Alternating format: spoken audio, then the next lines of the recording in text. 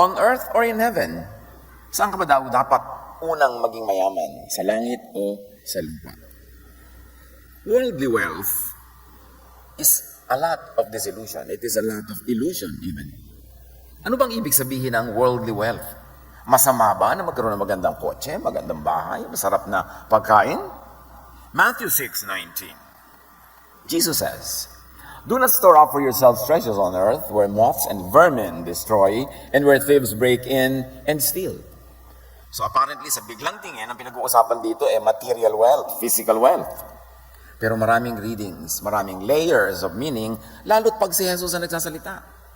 Maraming paraan ng pagbasa at pag-interpret at pag-apply. At yan ang ating hihilingin sa Panginoon ngayon, palalimin pa ang pag-unawa natin sa ibig sabihin ng worldly wealth. Masama bang maginhawa? Masama bang mariwasa? Itanong natin sama. James 4:1-2. Saan ang gagaling ang inyong mga alitan at pag-aaway? Hindi ba't nagmumula yan sa mga pagnanasang naglalaban-laban sa inyong kalooban? Mayroon kayong ninanasa, kaya pumapatay kayo. Mapa sa inyo lamang yon.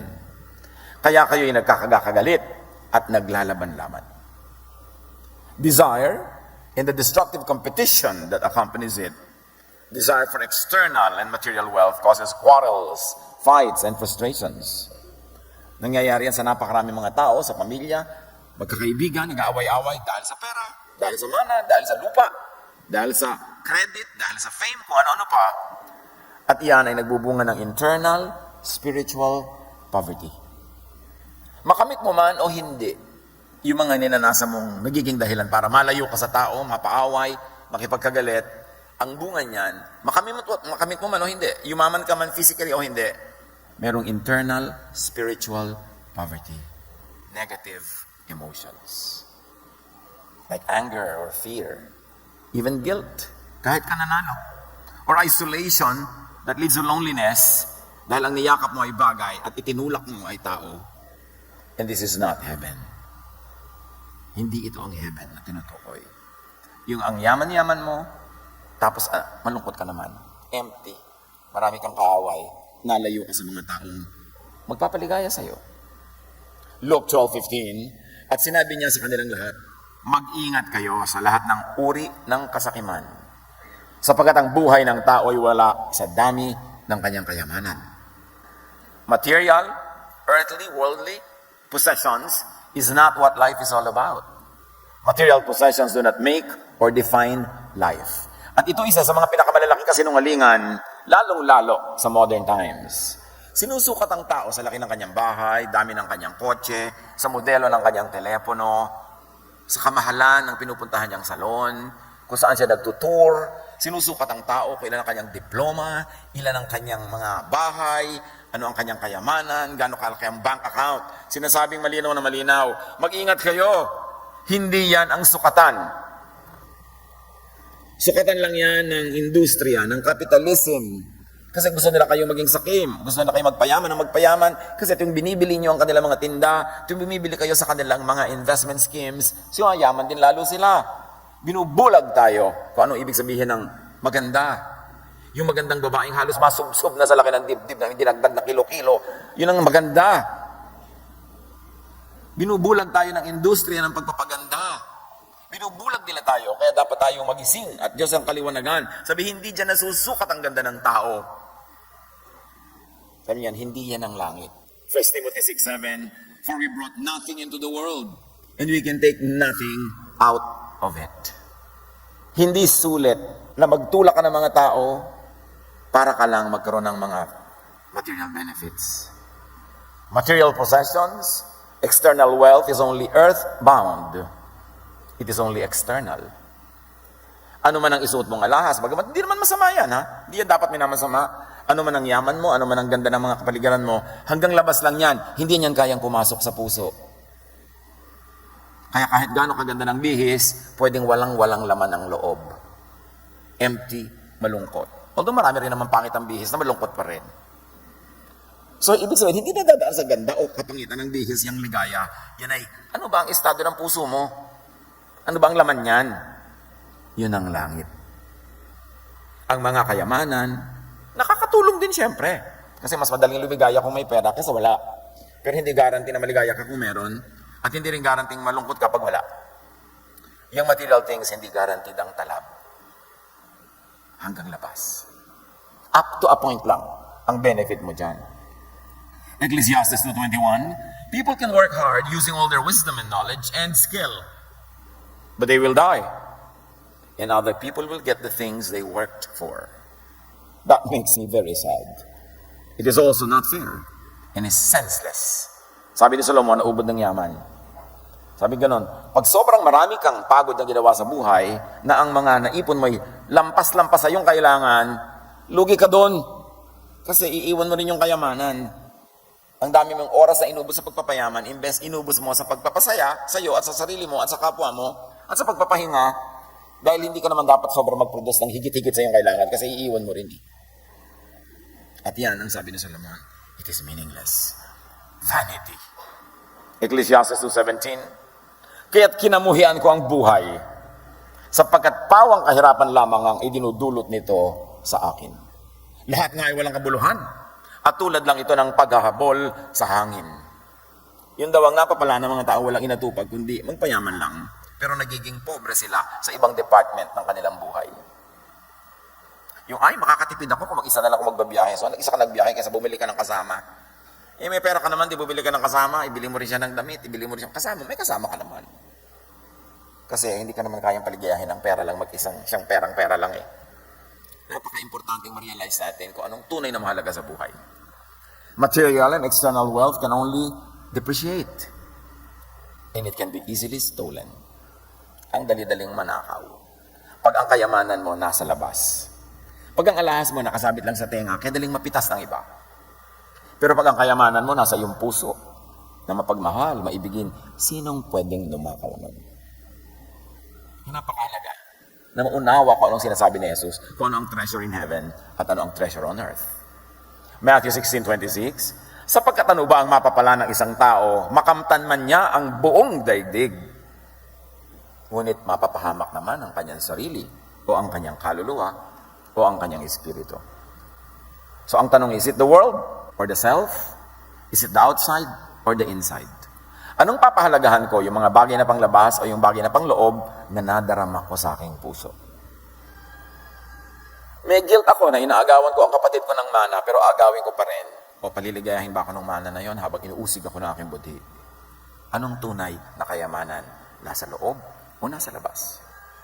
Material, external things are not worth the worry and the bother. And they are not worth the bayad that you have to pay just to get them. Turo sa atin yan ni Solomon, pinakamatalinong taong naglakad sa balat ng lupa. At may karapatan siyang sabihin walang kwenta yan, kasi nagkaroon na siya eh. Ngayon, kung wala ka pa, sinasabi mo walang kwenta, baka sour grapes.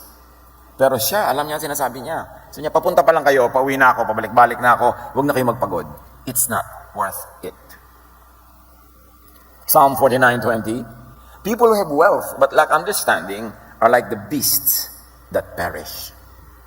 Material wealth without counterpart, internal wealth, wisdom, character, does not make a person. Ang kayamanan, ang ari-arian, hindi yun ang nagdodrawing ng tunay mong pagkatao, kundi ang iyong damdamin, ang iyong puso. So ang napakayaman na walang kalooban, walang mabuting kalooban, ay para lang isang mabangis na hayop, na lalong bumangis kasi may kakayahan, may pera, para gawin ng asal, para gawin ng gusto. Yang pera sa kamay ng isang hindi marunong ay nagiging napaka-lethal weapon of mass destruction. Kasi gagamitin lang sa kasamaan. Mark 4:18-19, may mga tao nakikinig ng salita ng Diyos, ngunit dahil sa pagkasilaw sa salapi, o kaya pagkahumaling sa ibang mga bagay, ang salita ay nawawala ng puwang sa kanyang puso. Kaya't hindi ito nakapamumunga. And if I may add, hindi ito nakapamumunga ng heaven, at ng heavenly feeling. Ang bunga dapat ng salita ng Diyos, correctly read, interpreted and applied, is heaven. Heaven there and heaven here. Heaven in your feeling, heaven in your emotion. Yun ang bunga. Pero sabi, dahil sa kabulagan ng iba, sa paghabol sa mga iba nilang material na bagay, napababayaan nila ang pag-unawa, pag-aaral at pagsunod sa salita ng Diyos, kaya hindi ito nagbubunga ng dapat ay ibinubunga sana sa kanilang buhay. At ang bunga na yon, heaven on earth. Interest in external wealth could sacrifice enjoyment of internal wealth, of spirituality. Hindi laging magkakontra ang materialism at spirituality, pero madalas. Pag na-harmonize mo yan sa iyong buhay, you are a very wise and blessed person. Pagka napagsama mo yung very productive ka materially, pero internally, spiritually, ang ganda din. Napakabuti mo pa rin tao, napakabait mo pa rin. Yan ang heaven. Now, what about heavenly wealth na kanina pa natin dinadaplis-daplisan? Matthew 6:19-20, do not store up for yourselves treasures on earth, where moths and vermin destroy and where thieves break in and steal. And the 99% of all readings of earth is mundo, lupa, buhay dito sa lupa, material things. It's very correct, but it's not the only meaning intended by the Lord. Sabi niya, but store up for yourselves treasures in heaven, where moths and vermin do not destroy, and where thieves do not break in and steal. Heaven, 99% of the time, yung tinutukoy natin pag namatay ka na at ligtas ka, pupunta ka doon, may mga ulap, pinaglilipa ang anghel. Yes, magandang reading, but not the only reading. Because here, earth and heaven can have many other meanings. At ganyan ang ganda pag nakikinig ka kay Jesus. Parang kakanina sapin-sapin, parang halo-halo. Ang daming layers. 1 Samuel 16:7, the Lord does not look at things man looks at. Man looks at the outward appearance, but the Lord looks at the heart. Again, naglalaro yung dichotomy ng outside-inside. Yung outward at inward. At dito natin sususugin ang malalim na kahulugan ng hell at heaven. Inside, outside. Labas, loob. Napakagandang unawain ang kahulugan ng labas at loob. Kaya pati ang Florante at Laura, ang first opening line sa Balagtas, sa loob at labas ng bayan kong sawi. Kasi may kahulugan niyang loob at labas. Sa atin, may loob. And read that as heaven. May labas. Read that as the world, as the material world. People value what is outward, what is outside the heart. What is worldly and physical, like good looks, like treasure, like status. People value what is on earth and read all of these things at what earth could mean. Not the planet, but that which is outside of your heart, which is in the world outside. But God values what is inward, what is inside the heart, the thoughts, the emotions, the feelings, the heavenly and spiritual, and read this as what could be meant by heaven. Not only up there, but in here. Because God fills heaven and earth. God is everywhere. At nang tinuruan ni Jesus sa kanyang mga disciples to pray, sabi ng mga tao, teach us how to pray. At sabi niya, this is the prayer that you should pray. Meaning, this is the goal that you should work for. This is what you should want. This is what you should accomplish. Our Father, who art in heaven. Sabi niya ganun. Thy kingdom come. Thy will be done on earth as it is in heaven. Hindi yung paakyatin mo kami sa langit. Ang sinasabi ng prayer na itinuro ni Jesus, ibaba niyo po ang langit. Ano yung na-expect mo? May mababang mga ulap. No, ibaba niyo po yung paghahari niyo sa aming puso. At matupad sa buhay namin yung gusto niyo. Your will be done on earth as it is in your heart. Then that should happen in our heart. Bring a slice of heaven into our hearts, rule into our hearts, and let us feel what heaven really means inside our hearts. At sinabi niya, gusto niyo mangyari yun, huwag kayong sakim. Huwag kayong makasarili. Huwag kayong puro pera. Huwag kayong puro gamit. Huwag kayong puro prestige. Huwag kayong puro yamang. Kasi hindi bababa ang langit sa inyo. Sabi niya, gusto niyo bumaba ang langit sa inyo. Napakahalaga na maunawa niyo kung anong ibig sabihin ng kaharian ng Diyos. Ang paghahari ng Ama. Heaven, while it is the time and place and condition out there in eternity, it is also one's heart, thought, emotion, feelings, here and now. Heaven is also a person's spiritual and emotional state right now. So, pwedeng nasa heaven na kayo ngayon. At pwedeng pagkalapit ang inyong hiningay, pumunta pa kayo doon sa isang pinag-uusapang another heaven. Hindi, double benefit. Importanteng maunawa. Lagi kasi iniisip natin yung langit yung malayo. Nakakalimutan tuloy natin ma-enjoy at makamit yung langit na narito. Kaya sabi ni Jesus sa kanyang mga kausap, Luke 17:21, People will now say, look, God's kingdom is here. Or there it is. No. God's kingdom is here with you. And the more correct translation is, God's kingdom is inside you. Heaven is in your heart. It's in your thought, in your feelings. Hindi ko sinasabing guni-guni ang heaven. No. Pero pag ang thought mo godly, ang naghahari sa iyong puso na emotion is bunga ng Espiritu ng Diyos, heaven yun na na-enjoy mo na ngayon pa lang. Matthew 6:19-21, kaya sabi ni Jesus, do not store up for yourselves treasures on earth, but store up for yourselves treasures in heaven. For where your treasure is, there your heart will be also. So sinasabi niya, huwag niyong payamanin kung ano lang yung naglambitin sa leeg niyo. Huwag niyong payamanin kung ano lang ang hawak niyong gadget, kung ano lang ang kotseng sinasakyan niyo o bahay na tinitirhan niyo. Ang payamanin ninyo, yung inyong kalooban. Yung kapayapaan niyo. Unahin ninyo kung anong nagbibigay sa inyo ng spiritual joy. Do not be rich outwardly, but inwardly.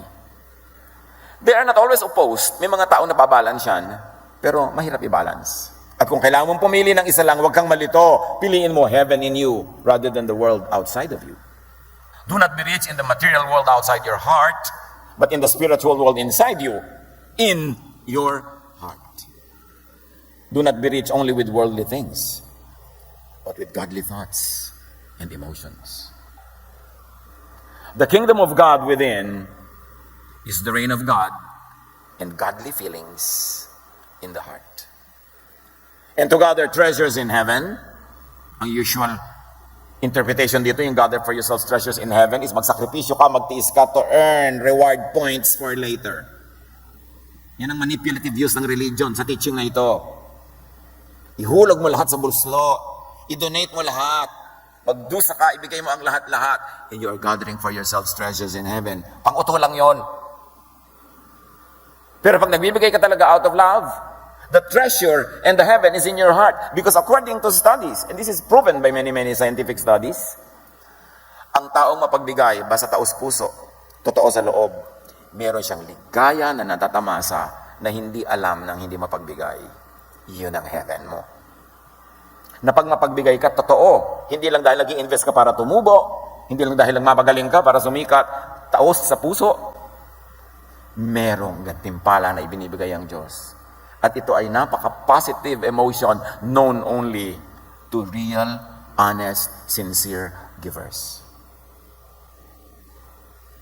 According to many studies, ang ganitong feeling nakakapagpababa ng presyon, nakakababa ng mga palpitations, nakakapagpanusog, nakakapagbigay ng himbing sa tulog, nagpapataas ng immune system, nagpapaganda ng pakiramdam.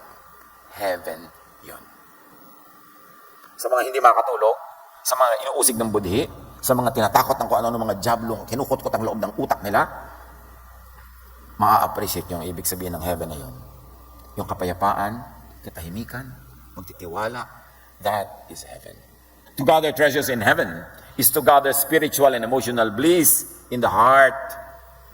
Hindi yung sobra ka magsakripisyo to the point of killing yourself para ibigay mo lahat sa relihiyon. Manipulative interpretation and application. To gather treasures in heaven is to be peaceful, joyful, restful. To be loving and kind and good and gentle. To be giving from the heart. Yun talaga nagbibigay ka ng taos-puso. Hindi masama yung magbigay. Ang masama lang, minamanipulate ng iba yung ideya ng pagbibigay para makinabang yung binibigyan, magdusa yung nagbibigay, at inuuto ng mga pangakong points in eternity. Hindi naman gano'n ng Diyos. O para matuwa ako sa in eternity, magpagutom ka sa sarili mo ngayon, ihulog mo sa buslo ang pang-lunch mo. Hindi gano'n ng Diyos. Tiisin mo ang iyong mga ligaya, talikuran mo yung mga pag-ibig, sumunod ka sa akin, tumapa ka sa mga tinik. Mga pang-utoyan ng relihiyon para mag-exploit ng mga workers. God wants you well. God wants you happy. God wants you loved and loving. Hindi ka nang gusto ng Diyos sa sobrang magsakripisyo. Kaya nga si Jesus na umako ng lahat ng sakripisyo. Magaman, ang tunay na pagmamahal sa kapwa, paglilingkod sa Diyos, Kung minsan ay may kakambal ding sakripisyo talaga. Pero dahil kakambal lang yon, kaya mo ginagawa, hindi mo sinasadya magsakripisyo, maghagawit sa sarili, lumuhod sa pako, para magka-points. Nagkaiba yun. Although, sa biglang tingin, parang pareho lang. Laging, ano ang intensyon ng iyong puso? Studies show that givers go to heaven. And that heaven is the emotional dividend, the emotional fruit of heartfelt giving. Kaya si Jesus, di ba, lagi siya nagtuturo to give, not to exploit people. Kasi alam niya that it is in giving that people will have access to that treasure in heaven, will have that path to that heavenly feeling that God had intended for givers to enjoy. Matthew 25, 34 to 36. Kitang-kita dito yun eh. Nung sinabi ni Jesus kung paano gagantimpalaan ng mga tao, then the king will say to those on his right, "Come, you who are blessed by my Father, take your inheritance." So, ibig sabihin, nakahanda na talaga yon. The kingdom prepared for you since the creation of the world. What many people call heaven. Sabi ni Jesus, take the kingdom prepared for you since the creation of the world. For I was hungry and you gave me something to eat. I was thirsty and you gave me something to drink. I was a stranger and you invited me in. You gave me a home. I needed clothes and you gave me clothes. You clothed me. I was sick, and you gave me care. You looked after me. I was in prison, and you gave me a visit. You gave me a refreshment, and you gave me freedom of my heart. You came to visit me. Sabi niya, inherit the kingdom of God that was prepared for you since the foundation of the world. In other words, it had always been there. It is not only for the future time, it had been there since the beginning, it is there now, and it will be there tomorrow. And how does one inherit that kingdom? By giving.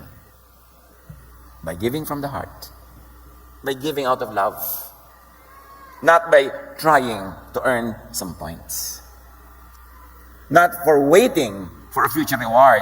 Because giving by itself, when it comes from the heart, is already the reward. Hindi na kailangang hintayin pa. Because it has always been there since the foundation of the world. It is not something futuristic. It is eternal, meaning noon pa, ngayon, at bukas. So, have frequent trips to heaven. Have frequent trips to that kingdom, the paradise, within you. Maglabas-masok ka sa langit na nasa iyong puso. Sa paggawa ng tama, sa paggawa ng mabuti, sa kabaitan, pumapasok-pasok at yan. Stairway to heaven. Yung mga talinghaga sa Biblia. Do good. Why? Because you were created to do good.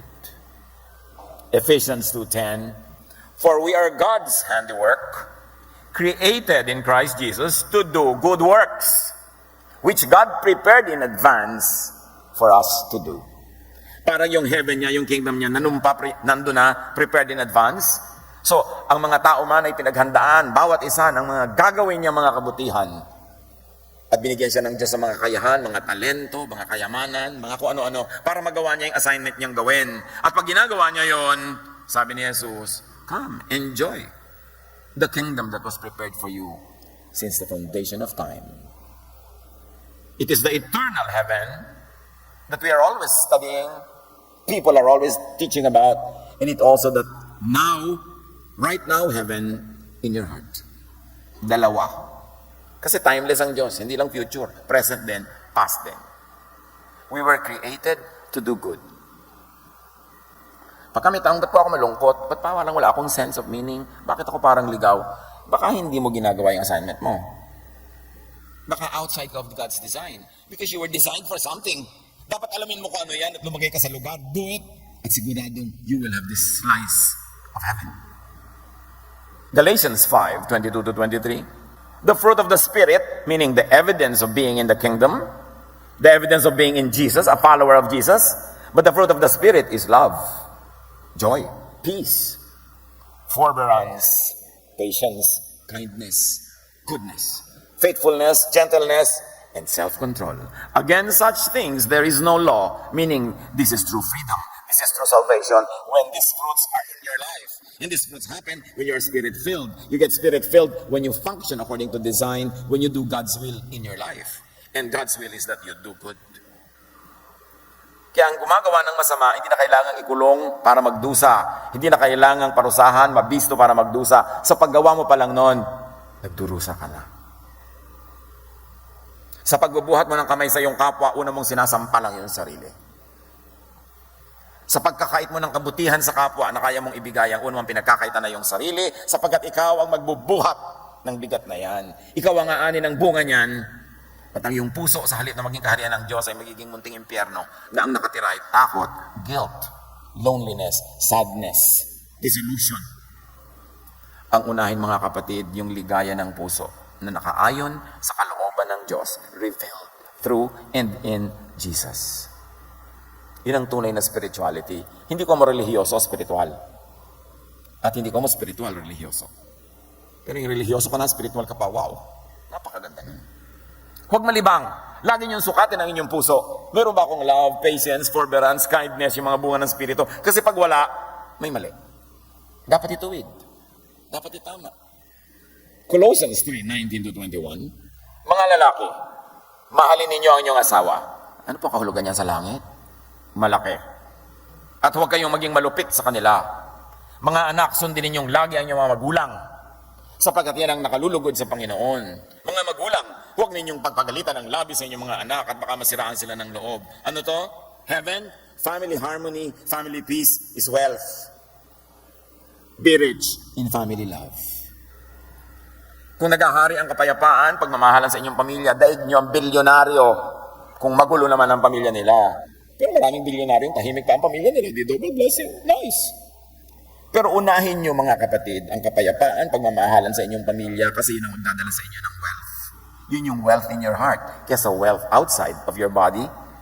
Yung mga sobra-sobra kayong wala ng panahon para sa isa't isa, sobra naman lang. Dami ang kinikita ninyo, pero nasa naman yung wealth sa loob ng puso. Philippians 2:1-5. Think about what we have in Christ. The encouragement He has brought us, the comfort of His love, our sharing in His Spirit, and the mercy and kindness He has shown us. If we enjoy these blessings, then agree with each other and show your love for each other. Kung gusto niyo yung kanyang mga blessing, magkasundo-sundo kayo. Be united in your goals and in the way you think. In whatever you do, don't let selfishness or pride be your guide. Be humble and honor others more than yourselves. Don't be interested only in your own life, but care about the lives of others too. Ang tinuturo? Church and social harmony, peace is wealth. Pag ang church mo, ang lipunan ginagalawan mo, ang iyong neighborhood, ang workplace mo, nagtutulong-tulong kayo para magkaroon ng katahimikan, kapayapaan, pagmamahalan, pagsusunuran, mayaman kayo. Kahit maliit ang sweldo. Kung payapa ka, tahimik ka, yun ang mahalaga. Hindi lalo na kung malaki pa sana yung sweldo, di mabuti. Pero hindi lang sa sweldo yan. Lagi ako maraming pinapayuhan. Ang laki-laki ng sweldo niya, pero parang impyerno ang buhay niya araw-araw sa opisina. Kung di pumili ka, kahit maliit yung ibang sweldo, kung doon ka maligaya, kasi araw-araw, birin mo 8 hours a day, impyerno ka, di 1/3 of your life yun. Hindi pa yun. Pag uwi ko po, impyerno pa rin. O, edi 2/3 of your life na. Ang langit mo na lang, pag natulog ka, binabangungot pa rin po ako. Ay, napaka-impyerno naman ang buhay mo. Kailangan mag-isip-isip ka, baguhin mo yung formula. Be rich in church, social harmony, and peace. That is heaven. Hindi lang talaga sa pera. Proverbs 17:17, a friend loves at all times, and a brother is born for adversity. Proverbs 27:10, do not forsake your friend and the friend of your father. And do not go to your brother's house when disaster strikes you. Better a neighbor nearby than a brother far away. Hindi sinabing huwag kang pupunta sa kapatid mo. Sinasabi lang ko, ang layo-layo ng kapatid mo, mas mabuti pat higit pa sa kapatid ng isang kapitbahay na maganda ang relasyon nyo.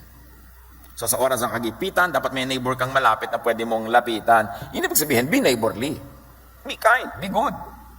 Napakalaking kahangala, nakalaban mo at kaaway mo yung neighbor, tapos nakikita mo siya araw-araw, di para ka nagsuswimming sa asido araw-araw. Nakikipag-favorite ka sa kasambahay mo, yung kasama mo sa loob ng bahay, araw-araw may nakikita kang tugalit. Your life will be hell. So dapat makipagkasundo ka, maging mabuti ka, dahil ikay banal. At kung hindi ka man dahil banal, dahil lang matalino ka, makipagkasundo ka rin. Kasi ikaw makikinabang. Huwag mong lasunin ang swimming pool na nilalangoyan mo. Huwag kang gumawa ng mga kaaway in your workplace, in your neighborhood, where you live, because you will suffer and you will make your life like hell. At ang sinasabi sa atin dito ng Biblia, friends are wealth. Kayamanan ang mga kaibigan. Huwag kayong makipagkagalit dahil sa pera. Kayamanan, mahalaga ang kaibigan. Huwag niyong onsihin. Huwag i-1, 2, 3. Huwag pagsamantalahan. Kasi sayang ang friendship. Be rich with friendship and with friends. That is also heaven. Tandaan nyo, tigilan nyo kaisip sa heaven is only in the clouds. Be kind, be loving and gentle, be kind and be good, and you will have trips to heaven. 1 Timothy 6:10, but godliness with contentment is great gain. For we brought nothing into the world, and we can take nothing out of it. Those who want to get rich fall into temptation and a trap, and into many foolish and harmful desires that plunge men into ruin and destruction. For the love of money is a root of all kinds of evil. Some people, eager for money, have wandered from the faith and pierced themselves with many griefs. Marami raw mga taong nalibang na humaling ang sinundan ay paghahanap lang ng kayamanan, pero para nilang sinaksak na maraming punya ng sarili nilang puso. Sinisira nila ang kanilang mga sarili para sa bagay na nasa labas lang at hindi kayang pumasok sa kanilang puso at hindi kayang pasayahin ang loob ng kanilang puso. Contentment, freedom from greed and guilt is wealth. Kung pipili kayo na may gagawin, ang bunga ng isa, meron kayong financial gain pero may guilt, wag na lang. Hanggang labas lang yung pera, ang laman ng puso nyo, guilt, wag na lang. Be rich with contentment and a peaceful conscience. That is heaven. Ecclesiastes 8:15, sabi ni Solomon, so I commended the enjoyment of life. Yan ang pinayo ko, mag-enjoy kayo. Because nothing is better for a man under the sun than to eat and drink and be glad. Then joy will accompany him in his work all the days of his life. God has given him under the sun. So ganun, simple enjoyment is wealth. You eat, you drink, you have fun.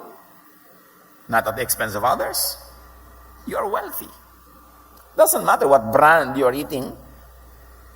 Be rich in and with simple joys. That is heaven. Hindi kailangan ang mahal-mahal ng bag, tapos wala namang pera sa loob. Kasi hindi pa tapos hulugan. Hindi bali ng mga paper bag lang dyan, tapos ang dami pa lang, paldo-paldo yung kasa loob. Kasi sa dinadaan mo sa labas, ang ganda-ganda ng labas. Mami, 3 buwan na po tayong munggo. Nagbabayad pa ako ng bag, anak. Kailangan mo talaga yun para lumigaya. Ngayon, kung ang dali-dali mo namang ma-afford, why not? Pero isipin mo rin, sa isang bag na bibiling ko, ang dami ko na mapapakaing mga tao, pwede din naman ako for a simpler one, ang daming lumigaya. Yun ang heaven.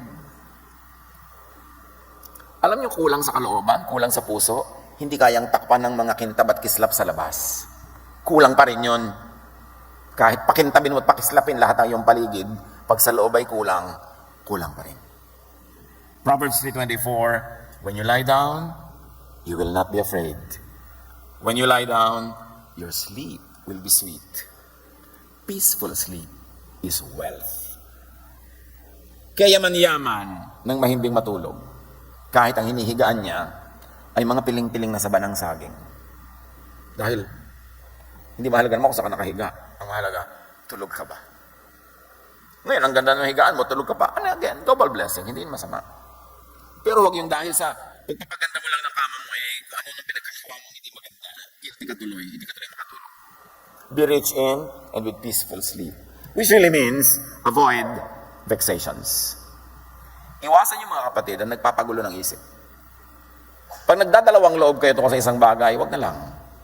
Iwasan ang panggugulo ng budhi. Iwasan yung sobrang daming inaalala. Simplify. Tinuturo nga ni Solomon, talk about wealth, pagkayaman-yaman ko na, pero ang sinasabi ko sa inyo, go simple. Kasi sobrang maraming yaman. Kukuha lang yan ang iba. Lalong-lalo kung hirap na hirap ang loob mo sa iyong pagpapayaman, wag na lang. Bakit papagurin mo yung sarili? May heaven doon, tama. Yung itinuturo ng religion, yes. Gather wealth and heaven doon. At dito. Huwag niyong kakalimutan yung dito, yung puso. May gagawin ka, magpapasaya ka, pasayahin mo ang sarili mo, gawin mong heaven yung puso mo. Proverbs 15:16, better a little with fear of the Lord than great wealth with turmoil. Mas maganda na yung konti lang pero tahimik ang loob. Kesa ang dami nga pero ang gulo naman ng buhay. Heavenly wealth is infinitely better than worldly wealth. Internal wealth in the heart is infinitely better than external wealth outside of your body. Matthew 16:26. Sapagkat ano ba ang mapapala ng isang tao makamtan ng yantong dibdib kung mapapahamak naman ang kanyang sarili, ang kanyang puso, ang kanyang kaluluwa, ang kanyang physical, mental, emotional, and spiritual well-being. Ano ang maibibigay ng isang tao kapalit ng kanyang buhay? Kapalit ng kanyang love, ng love life, ng partner, ng anak, kapatid, kaibigan, ng friendships. Anong willing mong ibayad kapalit ng iyong damdamin, pagkatao, pakikipagkapwa, pagiging makadiyos? Losing people for things is not worth it.